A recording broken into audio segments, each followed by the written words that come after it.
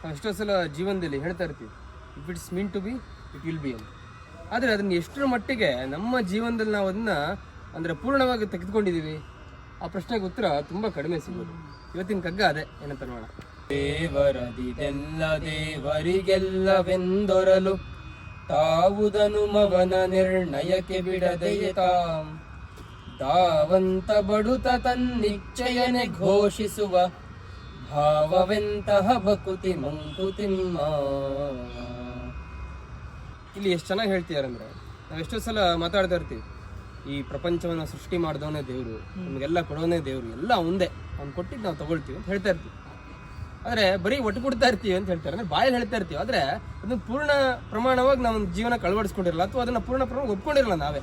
ಯಾಕೆಂದರೆ ಎಷ್ಟೋ ಸಲ ಜೀವನದಲ್ಲಿ ನಾವು ನಾನು ಹಂಗೆ ಮಾಡ್ಬೇಕು, ಹೀಗೆ ಮಾಡ್ಬೇಕು ಅಥವಾ ಸುಮಾರು ಆಸೆಗಳನ್ನ ಇಟ್ಕೊಂಡಿರ್ತೀವಿ. ಒಂದ್ಸಲ ಏನಾದರೂ ನಮ್ಮ ಆಸೆಗಳು ನೆರವೇರಲಿಲ್ಲ ಅಂದರೆ, ನಾವು ಅಂದ್ಕೊಂಡಂಗೆ ಆಗಲಿಲ್ಲ ಅಂದರೆ ಬಯಕ್ಕೆ ಶುರು ಮಾಡ್ತೀವಿ ದೇವ್ರನ್ನ, ಆಯಿತಾ. ಇದ್ಯಾಕೆ ಹಿಂಗಾಯ್ತು, ಫುಲ್ ಡೆಸ್ಪರೇಟ್ ಆಗಿಬಿಡ್ತೀವಿ ಒಂದೊಂದ್ಸಲ, ರೆಸ್ಟ್ಲೆಸ್ನೆಸ್ ಅಂತ ಹೇಳ್ತಾರೆ, ಆ ಥರ ಆಗ್ಬಿಡ್ತೀವಿ.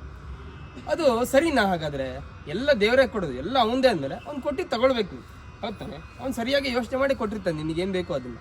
ಆದರೆ ನಾವು ಡೆಸ್ಪರೇಟ್ ಆಗಿಬಿಡ್ತೀವಿ. ಅದೇ ಇಲ್ಲಿ ಹೇಳ್ತೇವೆ, ಈ ಥರ ಆಗೋದು ಎಂಥ, ಇದೆಲ್ಲ ಯಾವಾಗಲೂ ನಿನ್ನ ನಿರ್ಣಯಗಳನ್ನೇ ಘೋಷಣೆ ಮಾಡ್ತೀಯಲ್ಲ, ಇದು ಎಂತಹ ಬಹುತಿಯಪ್ಪ ನಿಂದು. ಅದ್ಭುತವಾದ ಒಂದು ಸಂದೇಶ. ನಮಸ್ಕಾರಗಳು.